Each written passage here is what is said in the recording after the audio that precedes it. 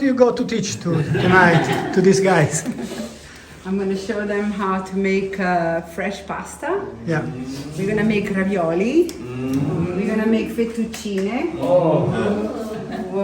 Maybe 2 options of sauce. I'll let you decide. I'll give you the option later. And then we're going to make tiramisu.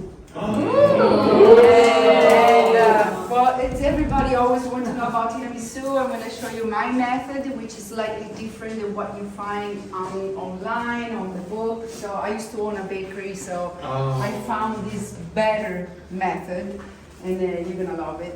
And also, I will tell you different options tiramisu, so when you go home and you want to impress somebody, then you can find it even at the restaurant. You'll be surprised.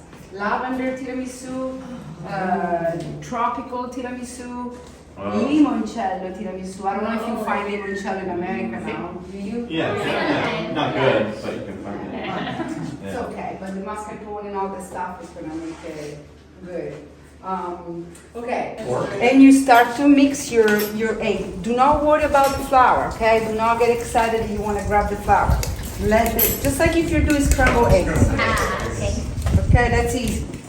It's all easy. It's just like you have to understand.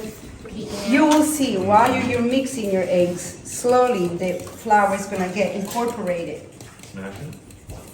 You just keep going until you get like the consistency of